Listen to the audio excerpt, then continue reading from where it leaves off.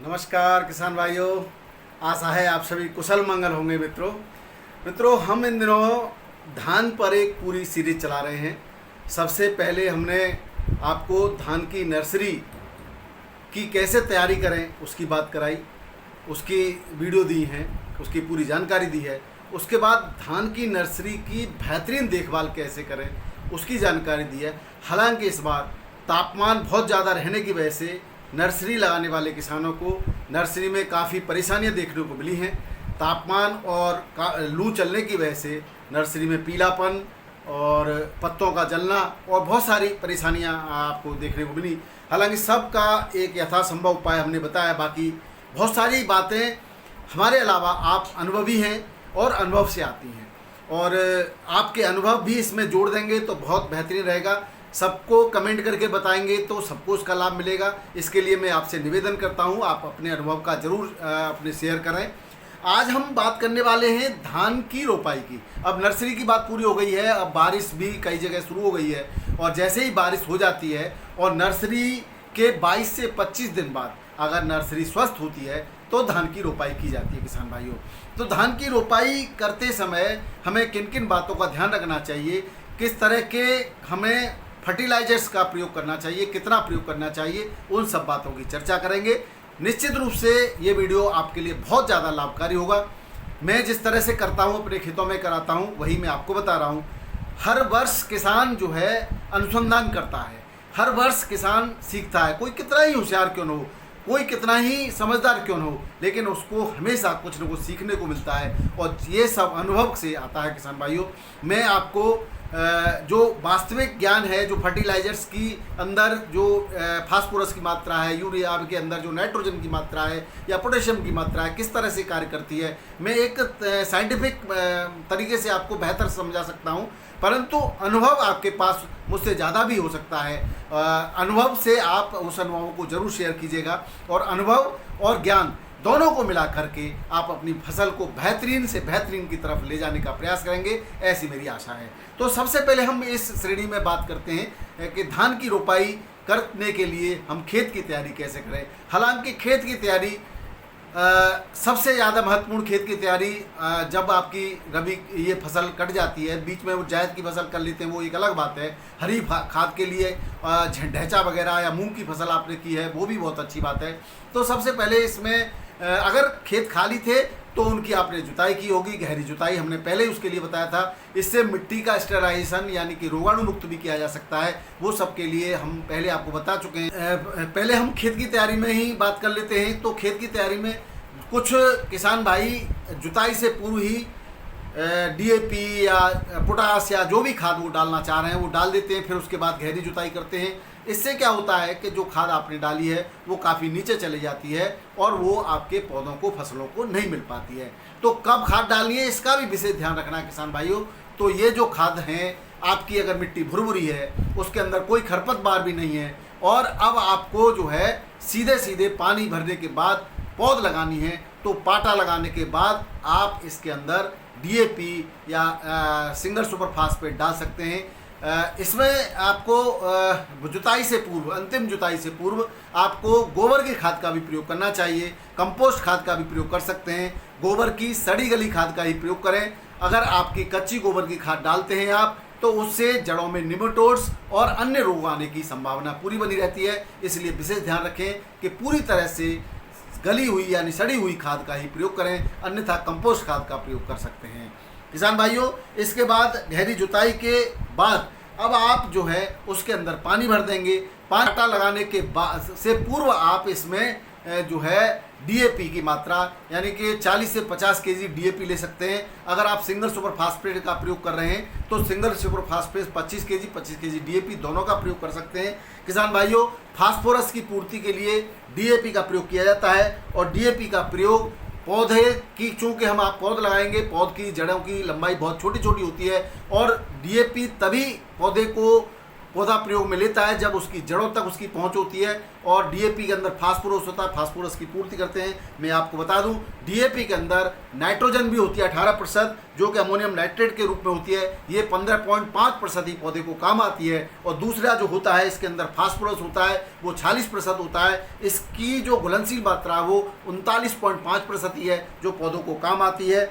इसके अलावा मैं आपको बता दूं फास्फोरस पौधे को कितना मिलेगा, कैसे मिलेगा, ये आपकी मिट्टी के पीएच पर भी निर्भर करता है। अगर आपकी मिट्टी का पीएच 6 से लेकर के 7.5 है तो आपका डीएपी का जो फास्फोरस है उसकी उपलब्धता सुगम और बहुत अच्छी मात्रा में रहेगी। चूँकि हमने देखा है कि ज़्यादातर मिट्टियों हमारे क्षेत्र में जो है आगरा मथुरा के क्षेत्र में पीएच वैल्यू 8 के प्लस में ही है इस समय।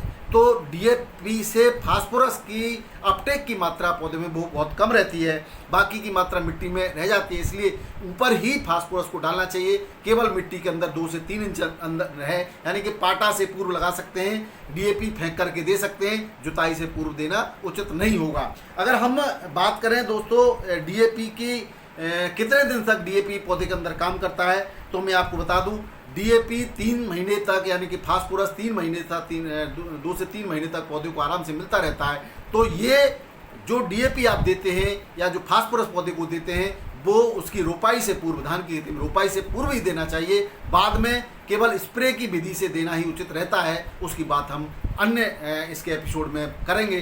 तो यहाँ पर बात केवल रोपाई से पूर्व के देने वाली खादों की करेंगे। तो आप 25 केजी सिंगल सुपर फास्फेट और 25 केजी डीएपी का प्रयोग करें। गोबर की सड़ी गली खाद या कंपोस्ट खाद के बाद अगर आप रासायनिक खाद का प्रयोग करते हैं तो रासायनिक खाद का प्रयोग आप ऐसे करें कि वो खाद मिट्टी के अंदर 2 से 3 इंची की गहराई में ही रहे। इसके लिए बेहतरीन ये रहेगा अगर आप रोपाई से पूर्व पानी लगाते हैं और पानी भरते हैं, उसके बाद अगर आप रूटावेटर का प्रयोग करते हैं तब आपको ये जो रासायनिक खादों का प्रयोग करना है वो रूटावेटर के बाद प्रयोग करना है, यानी कि उससे पहले पाटा लगाने से पूर्व करना है। उसके रूटावेटर के बाद सामान्यतः पाटा लगाने की आवश्यकता नहीं होती, लेकिन अगर आप कल्टीवेटर का प्रयोग कर रहे हैं तो आप जो है उसके बाद डीएपी छिड़क दें और उसके बाद पाटा लगा दें। और अगर आप रूटावेटर का प्रयोग कर रहे हैं तो रूटावेटर चलाने के बाद फिर आप डीएपी छिड़क दें। अगर डीएपी की मात्रा की बात करें तो किसान भाइयों डीएपी की मात्रा यानी फास्फोरस युक्त उर्वरक की मात्रा 50 केजी प्रति एकड़ पर्याप्त रहती है। इसके साथ अगर आप सिंगल सुपर फास्फेट देना चाहते हैं तो दोनों की मात्रा 25-25 केजी भी ले सकते हैं। अब हम बात करते हैं पोटेशियम की, पोटेशियम तत्व की। तो पोटास की मात्रा के लिए किसान भाइयों एक तो हम म्यूरेट ऑफ पोटास का प्रयोग करते हैं, दूसरा हम एसओपी का प्रयोग करते हैं। तो म्यूरेट ऑफ पोटास जो प्रयोग करते हैं वो 25 केजी प्रति एकड़ के लिए पर्याप्त होता है। इसके अंदर 60% पोटेशियम होता है। 60% पोटेशियम, इसका जो म्यूरेट ऑफ पोटास है वो 5 से 7 दिन में पौधे को मिलना प्रारंभ हो जाता है। और ये जो लगता है वो आपको पौधे के अंदर 3 महीने तक काम करता है, जबकि एसओपी होता है वो एसओपी 2 से 3 दिन तक ही में ही आपका काम करना प्रारंभ कर देता है और ये पौधे को 1 से 1.5 महीने तक मिलता रहता है। तो आप इसमें दोनों का ही प्रयोग कर सकते हो। 25 केजी में आप हालांकि ये आसानी नहीं रहती, सुगमता नहीं रहती, तो दोनों में से एक प्रयोग करें। लेकिन जिन किसान भाइयों की मिट्टी का पीएच बहुत ज़्यादा हो वो एसओपी का प्रयोग करें, और मिट्टी का पीएच नॉर्मल है तो आप एमओपी का भी प्रयोग कर सकते हैं, क्योंकि एमओपी की पीएच वैल्यू 7 होती है और एसओपी की जो पीएच वैल्यू है वो कम होती है। इसमें सल्फर होने की वजह से ये पीएच वैल्यू को घटाता है मिट्टी की को। अब हम बात करेंगे इसके अलावा हम फास्फोरस की और पोटेशियम की पूर्ति एनपीके के रूप में भी करते हैं। एनपीके 12-32-16 का प्रयोग करते हैं कुछ किसान भाई, एनपीके 10-26-26 का प्रयोग करते हैं, तो इनका भी आप प्रयोग किया जा सकता है। इसके अलावा जो दूसरी तरह से पूर्ति करते हैं वो स्प्रे की फॉर्म में करते हैं, वो हम आगे आपको बताते रहेंगे। अब किसान भाइयों तीसरी जो चीज़ है वो नाइट्रोजन की पूर्ति होती है, और नाइट्रोजन की पूर्ति के लिए हम यूरिया का प्रयोग करते हैं। यूरिया का प्रयोग हमें बुवाई से पूर्व या रोपाई से पूर्व बिल्कुल नहीं करना है, क्योंकि जितनी नाइट्रोजन की हमें आवश्यकता है वो डीएपी के अंदर है 18%, जिसका 15.5% जो है अमोनियम नाइट्रेट के रूप में पौधे को मिलता रहता है। इसकी बात मैं आपको पूर्व में ही कर चुका हूँ। अब हम बात करते हैं पौधे की रोपाई के लिए। अब आपकी नर्सरी पहले से ही तैयार है, आपकी नर्सरी 22 से 25 दिन की हो गई है, तो आप उसको उखाड़ करके देखेंगे। इसमें ये देखेंगे कहीं निमेटोड्स की गांठें तो नहीं है। अगर निमेटोड्स की गांठें हैं तो आप इसके लिए एंटी निमेटोड्स, मैं आपको पहले बता चुका हूँ, पूर्व में बता चुका हूँ, इससे पहले वाले में भाग 2 में आप देख लेंगे, उसमें बता चुका हूँ। उसका प्रयोग करेंगे 4-5 दिन पूर्व ही, इसको रोपाई से 4-5 दिन पूर्व ही इन परीक्षणों का प्रारंभ कर देंगे आप ये सुनिश्चित कर लें। और अगर जब किसी एक आध पौधे में ऐसा है तो उस पौधे को अलग निकाल कर फेंक दें। पौधे को उखाड़ते समय एक ख्याल और रखना है कि चूंकि इनकी जड़ें हैं, वो जड़ें टूटनी नहीं चाहिए। आप लेबर पर ध्यान रखें कि जड़ें तो नहीं टूट रही हैं, उसमें और कोई अन्य कोई रोग तो नहीं है, कोई किसी तरह का निमेटोड्स वगैरह या फंगस वगैरह का, ये सब सुनिश्चित कर लेंगे। इसके बाद आप पौधे के ऊपर, चूँकि पानी भरा रहता है नर्सरी में, तो जितने भी कीट पतंगे या इंसेक्ट्स जो होते हैं वो पौधे की पत्तियों के ऊपर 1-2 इंच पर बैठे रहते हैं। वो कुछ ऐसे भी होते हैं जो हमें नेक्ड आई से दिखाई नहीं देते, तो उसको हमें 2-3 इंच पत्ती को काट देना होता है। इससे क्या होगा कि फुटाव भी ज़्यादा होगा और जो बढ़वार पर प्रयोग न होकर के इसके फुटाव पर और जड़ की वृद्धि पर ज़्यादा जोर होगा पौधे की पे, तो उसका जो इसके कल्ले हैं वो बहुत ज़्यादा फूटेंगे। इससे बहुत ज़्यादा फायदा है। तो आप 2-3 इंच ऊपर से इसको काट दें। इसके बाद आप फंगीसाइड में कार्बनडाजिम, मैंकोजेब या थीरम, इनका प्रयोग कर सकते हैं। और जो है इसके साथ आप 100 ग्राम ले लें और 50 लीटर पानी भर करके और उसके अंदर आप डुबो करके निकालते रहें। इस तरह 100 ग्राम 50 लीटर के पानी में जितनी देर तक उसका भली अच्छा रहे, उन जड़ों को अच्छी तरह उसके अंदर थोड़ी देर डुबो कर रखें और निकाल के अलग रख लें। जिससे क्या है कि उसमें किसी भी फंगस होगा तो वो मर जाएगा, तो बिल्कुल फंगस विहीन आपकी पौध हो जाएगी। इसके बाद आपने जुताई कर ली है, सब काम कर लिया है, तो जुताई के बाद है उसमें दीमक का प्रयोग रहता है या सुंडी का प्रयोग रहता है, ये आप पूर्व अनुभवों से ज्ञात करेंगे। तो आप इनके लिए कोई भी फिप्रोनिल वगैरह कीटनाशक डाल देंगे 3 kg प्रति एकड़ के हिसाब से, वो ऊपर डालेंगे, नीचे नहीं डालेंगे, क्योंकि पौधे की जो नर्सरी की जो जड़ें होती हैं वो छोटी होती हैं और 2 से 3 इंच ही रहती हैं। तो अगर हम नीचे डाल देते हैं तो उसका ज़्यादातर हिस्सा बेकार चला जाता है और हमारे खेत की मिट्टी को भी ख़राब करता है। तो हमें क्योंकि अभी हमें उपयोग करना है तो ऊपर ही डालेंगे। उसको भी आप DAP के साथ मिलाकर भी इसको दे सकते हैं, इसमें कोई दिक्कत नहीं है। सावधानी ये रखनी है कि DAP के साथ यानी फास्फोरस युक्त तत्वों के साथ किसी भी प्रकार का जिंक फास्फेट नहीं डालना है, कभी भी इनको मिक्स करके नहीं डालना है, क्योंकि जिंक और फास्फोरस एक दूसरे की क्रिया करके सॉलिड जिंक फास्फेट में बदल जाते हैं और वो आपका कहीं किसी के करना तो फास्फोरस ही काम का रहेगा और नहीं जिंक काम का रहेगा। जिंक को किस तरह से प्रयोग करना है वो आप जो है हम बाद में बताएंगे। जिंक का प्रयोग सामान्यतः बाद में ही करना चाहिए। इस तरह से आप इसका प्रयोग कर सकते हैं किसान भाइयों, और पौध का अच्छी तरह से रोपण कर सकते हैं।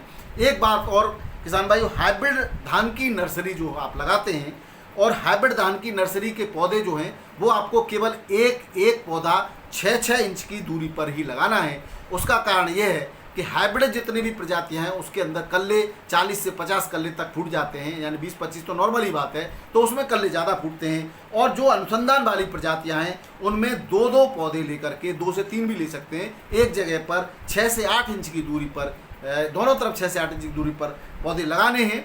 और अच्छी तरह से लगाने के बाद इसके अंदर 6 से 7 दिन बाद आपको अन्य कोई उर्वरक का प्रयोग करना है। 48 घंटे पानी भरा रहे, इस बात का आपको ध्यान रखना है। यूरिया देने की जो बात होगी अगले एपिसोड में हम बताएंगे कि यूरिया 6-7 दिन बाद देना है। तो उसके बाद अगले हफ्ते हम ये यूरिया के साथ बताएंगे कि कौन सी प्रजाति में कितना यूरिया कितने दिन बाद देना है, जिससे आपकी बेहतर फसल हो सके, बेहतर उत्पादन हो सके, निरोगी फसल होगी और उसकी क्वालिटी भी अच्छी होगी। वीडियो अगर अच्छा लगे तो सभी किसान भाइयों को शेयर करना बिल्कुल नहीं भूलिएगा। वीडियो देखने के लिए बहुत बहुत धन्यवाद। नमस्कार, आदाब, सत श्री अकाल, राधे राधे, जय जवान जय किसान। किसान भाइयों, एक निवेदन हाथ जोड़ करके ये सीरीज हम आपकी हार्वेस्टिंग तक ले जाएंगे, इसलिए जितने भी नए किसान भाई हैं वो सब्सक्राइब जरूर कर लें। आपका प्यार ही हमें आगे बढ़ने की प्रेरणा देता है। बहुत बहुत धन्यवाद।